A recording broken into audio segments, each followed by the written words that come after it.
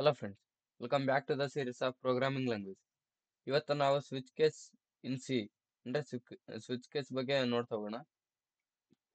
Purpose of switch case: the switch case statement simplifies multi-way branching. It allows the execution of a code block based on different values of single variable, improving code clarity. ಅಂದ್ರೆ switch ಕೇಸ್ನ ಯಾಕೆ use ಮಾಡ್ತಾ ಯಾಕೆ use ಮಾಡ್ತಾ ಹೋಗ್ತೀವಿ ಅಂತ ಹೇಳಕಂದ್ರೆ, ಈಗ ಏನು ಏನ್ ಕೋಡ್ ಇರುತ್ತಲ್ವಾ, ಅದರಲ್ಲಿ 2-3 ಇವು ಬರುತ್ತೆ, ರೂಲ್ಸ್ ಬರುತ್ತೆ, ಮತ್ತೆ ಏನು ಬೇರೆ ಬೇರೆ ಸ್ಟೆಪ್ಸ್ ಬರುತ್ತೆ. ಅವಾಗ ಒಂದೇ ಮೇನ್ ಫಂಕ್ಷನ್ ಒಳಗೆ ಬರ್ಕೊಂತ ಹೋದ್ರೆ ಅದೆಲ್ಲ ಅಷ್ಟು ಕ್ಲಿಯರ್ ಅನ್ಸಲ್ಲ ಅದು ಕೋಡ್. ಅವಾಗ ಸ್ವಿಚ್ ಕೇಸ್ನ ಯೂಸ್ ಮಾಡ್ತೀವಿ. ಅಂದ್ರೆ ಈಗ ಒಂದಾದ್ಮೇಲೆ ಒಂದು ರನ್ ಮಾಡೋಕೆ, ಅಥವಾ ನೆಕ್ಸ್ಟ್ ಒಂದು ಏನಾರ ಯೂಸರ್ಗೆ ಯಾವ್ದು ಬೇಕೋ ಅದನ್ನ ಅಷ್ಟೇ ಬಳಕೆ ಮಾಡ್ಕೊಳಕ್ಕೆ, ಆ ತರ ಫಂಕ್ಷನಾಲಿಟಿ ಇದ್ದಾಗ ಯೂಸ್ ಮಾಡ್ತಾ ಹೋಗ್ತೀವಿ. ಈಗ syntax: rules to follow. Rules ಏನಂದ್ರೆ ಫಾಲೋ ಮಾಡ್ಬೇಕಾದ್ರೆ case values must content expressions. ಏನ್ ಕೇಸ್ ಬರಿತಾ ಹೋಗ್ತೀವಿ ಅದರಲ್ಲಿ ಎಕ್ಸ್ಪ್ರೆಷನ್ಸ್ ಮಸ್ಟ್ ಕಂಟೈನ್ ಆಗಿರ್ಲೇಬೇಕು. Use break statements to terminate cases. ಅಂದ್ರೆ ಏನು ನಾವು ಸ್ವಿಚ್ ಕೇಸ್ ಯೂಸ್ ಮಾಡ್ತೀವಿ ಅದನ್ನ ಅಲ್ಲಿಗೆ ಸ್ಟಾಪ್ ಮಾಡೋದಕ್ಕೆ ಬ್ರೇಕ್ ಸ್ಟೇಟ್ಮೆಂಟ್ ನ ಯೂಸ್ ಮಾಡಬೇಕು. The switch statement can take integers or characters. ಅಂದ್ರೆ ಇಂಟೀಜರ್ಸ್ ಅಥವಾ ಕ್ಯಾರೆಕ್ಟರ್ಸ್ ಆಗಿ ಅವನ ವ್ಯಾಲ್ಯೂಸ್ ನ ಅಸೈನ್ ಮಾಡ್ತಾ ಹೋಗ್ಬೋದು. The switch keyword initiate the statement. Each case represent an potential matching values. ಅಂದ್ರೆ ಈಗ ನಾವು ಒಂದ್ ನಂಬರ್ ಹೊತ್ತಾಗ ಏನ್ ಫಿಬ್ನಸಿ ನಂಬರ್ ಏನು ಕೋಡ್ ಇರುತ್ತಲ್ಲ ಅದು ಎಕ್ಸಿಕ್ಯೂಟ್ ಆಗ್ಲಿ, ಅಥವಾ 2 ನಂಬರ್ ಹೊತ್ತಾಗ ಇದು ಗ್ರೇಟೆಸ್ಟ್ ಆಫ್ 3 ನಂಬರ್ ಅದು ಆ ಕೋಡ್ ಇದೆಯಲ್ಲ ಅದು ವರ್ಕ್ ಆಗ್ಲಿ. ಈ ತರ ಏನ್ ನಂಬರ್ಸ್ ಕೊಟ್ಟಿರ್ತೀವಿ, ನಾವು ನಂಬರ್ ತಕ್ಕಂಗೆ ನಾವೇನ್ ಕೊಟ್ಟಿರ್ತೀವ ಆ ತರ ಎಕ್ಸಿಕ್ಯೂಟ್ ಆಗ್ತಾ ಹೋಗ್ತೀವಿ. Default case execute if no matches are found. ಅಂದ್ರೆ ಲಾಸ್ಟಿಗೆ ಒಂದು ಡಿಫಾಲ್ಟ್ ಕೇಸ್ ಬರ್ತೀವಿ. ಈಗ 1ರಿಂದ 8 ತನ ಒಂದು ಕೋಡ್ ಬರ್ದಿದೀವಿ ಅಂತ ಅನ್ಕೊಂಡ್ರೆ, ಈಗ 9 ನಾವು ಎಂಟ್ರಿ ಮಾಡಿದ್ರೆ ಅವಾಗ ಯಾವ್ದು ಮ್ಯಾಚಸ್ ಇರಲ್ಲಲ್ವಾ, ಅದಕ್ಕೆ ಆವಾಗ ಆ ಕೋಡ್ ಎಕ್ಸಿಕ್ಯೂಟ್ ಆಗುತ್ತೆ. Next example for switch case. ಇಲ್ಲಿ ಕೋಡ್ ಬರ್ಕೊಂಡಿದ್ದೀನಿ ಮೇನ್ ಫಂಕ್ಷನ್ ಅಲ್ಲಿ. ಇಂಟ್ ಚಾಯ್ಸ್ ಅಂತಂತ ಒಂದು ಇದನ್ನ ಏನು ವೇರಿಯಬಲ್ ನ ಡಿಕ್ಲೇರ್ ಮಾಡ್ಕೊಂಡಿದ್ದೀನಿ. ಮತ್ತೆ ಫ್ಲೋಟ್, ಬ್ಯಾಲೆನ್ಸ್, ಅಮೌಂಟ್ ನಮಗೆ ಬೇಕಾದ ತರ ಯಾವ್ದು ಬೇಕೋ ಅದನ್ನ ಡಿಕ್ಲೇರ್ ಮಾಡ್ಕೊಂಡಿದ್ದೀವಿ. ಇಲ್ಲಿ ಡೂ ವೈಲ್ ಲೂಪ್ ಯೂಸ್ ಮಾಡ್ತಾ ಹೋಗ್ತೀವಿ. ಲೂಪ್ ಬಗ್ಗೆ ನೆಕ್ಸ್ಟ್ ವಿಡಿಯೋದಲ್ಲಿ ನೋಡ್ತಾ ಹೋಗೋಣ. ಫಸ್ಟ್ ಬ್ಯಾಂಕ್ ಅಕೌಂಟ್ ಮೆನು ಅಂತ ಬರುತ್ತೆ. ಇದು ಬಂದಾಗ ನೆಕ್ಸ್ಟ್ ಇವೆಲ್ಲ ಪ್ರಿಂಟ್ ಆಗುತ್ತೆ. ಇನ್ನು ಔಟ್ಪುಟ್ ಇದು ಕಂಪೈಲರ್ ಇಲ್ಲಿ ರನ್ ಆಗಿ ಇದು ಪ್ರಿಂಟ್ ಆಗುತ್ತೆ. ಇಲ್ಲಿ ಏನು ಚಾಯ್ಸ್ ಮಾಡ್ತೀವಿ, ಏನಂತ ಕೊಟ್ಟಿದೀವಿ, ಎಂಟರ್ ಯುವರ್ ಚಾಯ್ಸ್ 1 to 4. ಅಂದ್ರೆ 1 2 3 4 4 ಇದಾವಲ್ಲ, ಇದರಲ್ಲಿ ಯಾವ್ದು ಬೇಕು ಅಂತ ಚಾಯ್ಸ್ ಮಾಡ್ರಿ ಅಂತ ಕೊಟ್ಟಿದೀವಿ. ಇಲ್ಲಿ ಸ್ವಿಚ್ ಕೇಸ್ ಯೂಸ್ ಮಾಡಿವಿ. ಇದು ಸಿಂಟ್ಯಾಕ್ಸ್: ಸ್ವಿಚ್ ಕೇಸು ಮತ್ತೆ ಡಿಫಾಲ್ಟ್ ಕೇಸು, ಇದು ಫಿಕ್ಸ್ ಇರಲೇಬೇಕು. ಇಲ್ಲಿ ಕೇಸ್ ಒನ್ ಒಳಗೆ ಏನ್ ಮಾಡಿದೀವಿ, ಎಂಟರ್ ಅಮೌಂಟ್ ಟು ಡೆಪಾಸಿಟ್. ಅಂದ್ರೆ ಈಗೇನು ಅಮೌಂಟ್ ನೀವು ಡೆಪಾಸಿಟ್ ಮಾಡ್ತಾ ಇದ್ರಿ ಅದನ್ನ ಅಮೌಂಟ್ನ ಎಂಟರ್ ಮಾಡ್ರಿ ಅಂತ. ಸ್ಕ್ಯಾನ್ ಎಫ್ ಅದು ಫ್ಲೋಟ್ ಅಲ್ಲಿ ತಗೊಂತೀವಿ ಹೋಗ್ತೀವಿ ಅಮೌಂಟ್ ಅನ್ನ. ಇಫ್ ಅಮೌಂಟ್ ಗ್ರೇಟರ್ ದೆನ್ 0 ಇದ್ದಾಗ ಬ್ಯಾಲೆನ್ಸ್, ಹಳೆ ಬ್ಯಾಲೆನ್ಸ್ ಎಷ್ಟು ಇರುತ್ತೆ ಆ ಅಮೌಂಟಿಗೆ ಈಗ ಈಗ ಆ್ಯಡ್ ಮಾಡ್ತಿರೋ ಡೆಪಾಸಿಟ್ ಮಾಡ್ತಿರೋ ಅಮೌಂಟ್ನ ಆ್ಯಡ್ ಮಾಡು. ಡೆಪಾಸಿಟ್ ಮಾಡಿ ಆ ಅಮೌಂಟ್ನ ಇಲ್ಲಿ ತೋರಿಸು. ಅಥವಾ ಎಲ್ಸ್ ಈಗ ಅಮೌಂಟ್ ಏನಾದ್ರು ನಾವು ಮೈನಸ್ ವ್ಯಾಲ್ಯೂ ಹೊಡೆದ್ರೆ ಅದು ಇನ್ವ್ಯಾಲಿಡ್ ಆಗುತ್ತಲ್ಲ, ಅವಾಗ ಈ ಕೇಸ್ನ ಎಕ್ಸಿಕ್ಯೂಟ್ ಮಾಡು ಅಂತ ಹೇಳ್ತೀವಿ.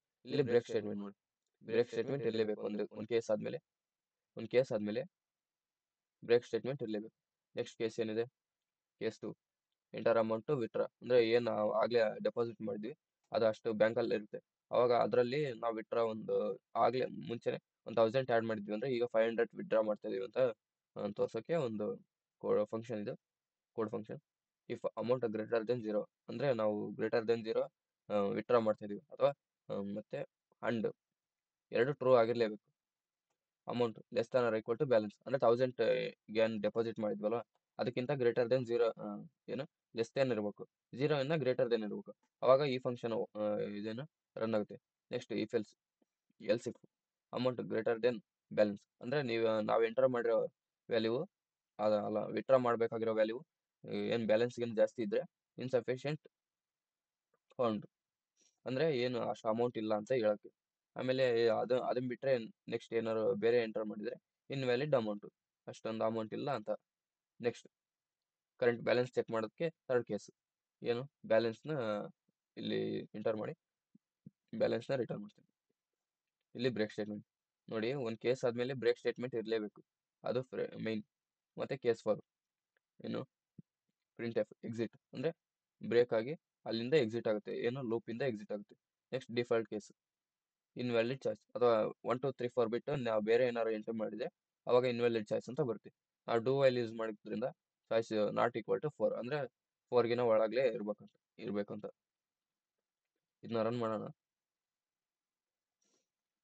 ಇಲ್ಲಿ ನಾನು ಡೆಪಾಸಿಟ್ ಮಾಡ್ತೀನಿ ಅಮೌಂಟ್ನ 1000 ಡೆಪಾಸಿಟ್ ಮಾಡ್ತೀನಿ. ಇಲ್ಲಿ ಮತ್ತೆ ಈಗ ವಿತ್ಡ್ರಾ ಮಾಡೋಣ. ವಿತ್ಡ್ರಾ ಮಾಡೋದೆಷ್ಟು 500 ಮಾಡೋಣ. ನೋಡಿ ವಿತ್ಡ್ರಾ ಮಾಡಿರೋದು 500. ಈಗ ಬ್ಯಾಲೆನ್ಸ್ ಚೆಕ್ ಮಾಡೋಣ.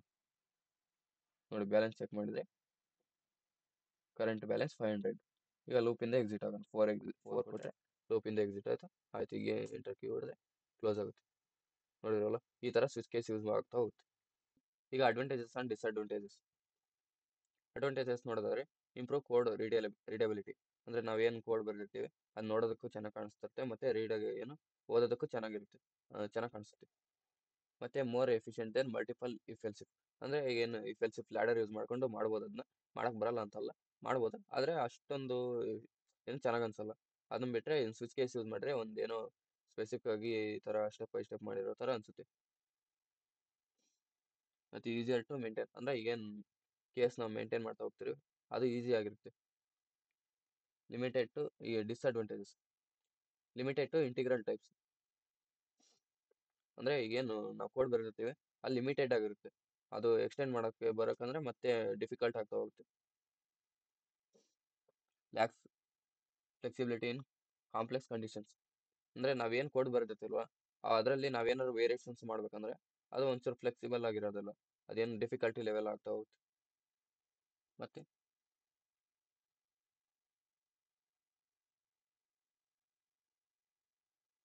Fall through the behaviour can lead to errors. ಅಂದರೆ ನಾವೇನು ಅದೇ ಫ್ಲೆಕ್ಸಿಬಲ್ ಇರಲ್ಲ, ಡಿಫಿಕಲ್ಟಿ ಲೆವೆಲ್ ಆಗಿರುತ್ತೆ ಅಂತ ಹೇಳಿದ್ವಲ್ಲ, ಅದರಲ್ಲಿ ಏನಾರು ವೇರಿಯೇಷನ್ಸ್ ಮಾಡಿದರೆ ಎರರ್ಸ್ ಬರ್ತಾ ಹೋಗುತ್ತೆ. ಇದಿಷ್ಟೇ ಸ್ವಿಚ್ ಕೇಸಿಂದ ಆಯ್ತು. Thanks for watching.